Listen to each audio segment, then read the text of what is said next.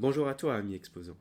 Aujourd'hui, je vais te parler du matériel de base pour les conventions. Si tu es un artiste débutant et que tu cherches des conseils d'organisation, cet épisode est fait pour toi. 1. Les ustensiles.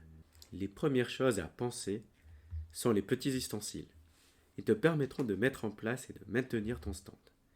Dans cette partie, je vais donc te lister ces différents matériels à avoir absolument avec toi.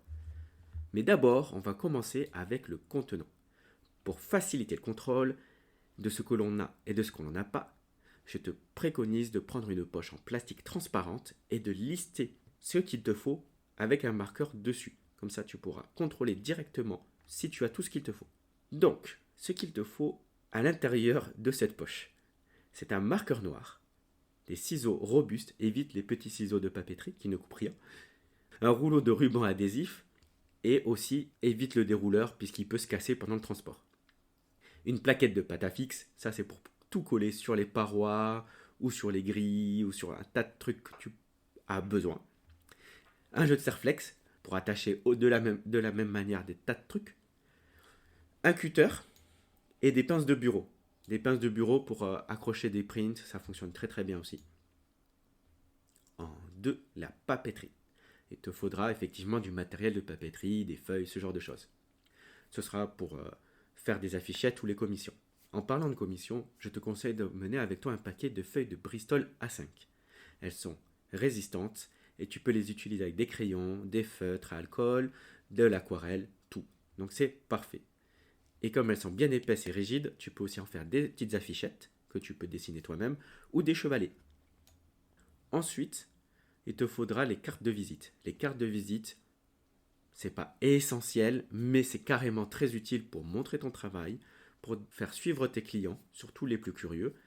Et aussi, ça peut servir d'affichette de prix et de petits objets promotionnels sur lesquels tu pourras mettre un mot ou un petit dessin. Ensuite, en papeterie, il te faudra l'emballage. Pour emballer tes tirages ou tes commissions, je te conseille donc les enveloppes C5. Tu t'adaptes aussi au format que tu utilises le plus. Tu peux prendre des enveloppes C4 ou C6. Voilà, tu pourras y mettre tes commissions, tes tirages ou tes petits goodies. En 3, l'encaissement. C'est une partie majeure et il ne faut pas la négliger. Tu vas éviter toutes les caisses en métal, les boîtes, ce genre de choses. Pourquoi? Premièrement, c'est encombrant, ça fait du bruit et c'est facile à voler. Privilégie les sacoches.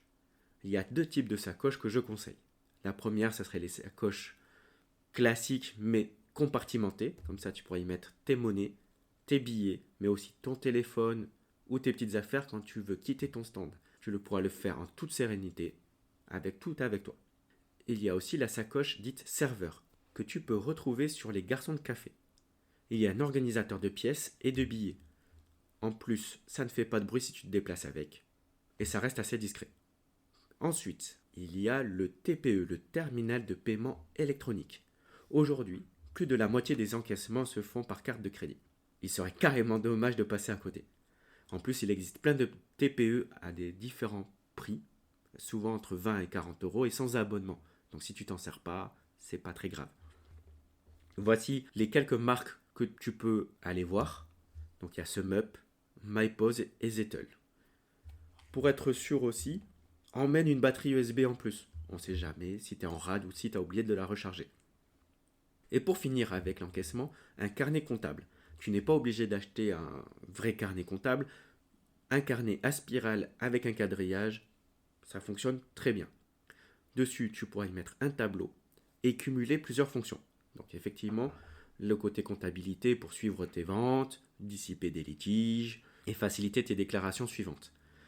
Mais tu pourras aussi ajouter quelques colonnes à ton tableau pour faire tes commissions. Ainsi, tu mets tout sur le même carnet. Donc, le tableau que je te préconise, c'est le nombre de produits, le produit que tu vends, le prix que tu l'auras vendu. Et à partir de là, tu vas pouvoir ajouter le nom, le téléphone et l'adresse pour tes commissions. L'adresse, c'est si jamais tu envoies aussi tes commissions par envoi postal. En 4, la présentation sur ton stand. Et ouais, il est important de pouvoir identifier simplement, rapidement et avec impact ton stand. Ne dit-on pas que la première impression est la plus importante? Au début, tu seras peut-être pas prêt à investir de l'argent dedans. Acheter une bannière ou une bâche. Puis la transporter, c'est aussi compliqué. Pour commencer sobrement, mais avec style, tu peux simplement imprimer une feuille A4 avec ton logo, tes réseaux sociaux, une adresse mail que tu pourras mettre dans un joli cadre. N'oublie pas que ton stand peut être pris en photo. Il serait carrément dommage que personne ne sache que c'est ton stand. Il faut aussi penser qu'il est obligatoire d'afficher les prix. Soit tu fais une autre affiche, comme pour présenter ton stand avec l'ensemble de tes tarifs, ou soit tu fais des petites affichettes que tu mets en fonction là où il y a tes produits. Tu peux utiliser tes cartes de visite pour le faire. Ensuite, l'outil indispensable à la présentation d'un stand, la nappe. Cette nappe, il faut bien la choisir. Essaye de respecter au mieux les couleurs de ta charte graphique de ton stand.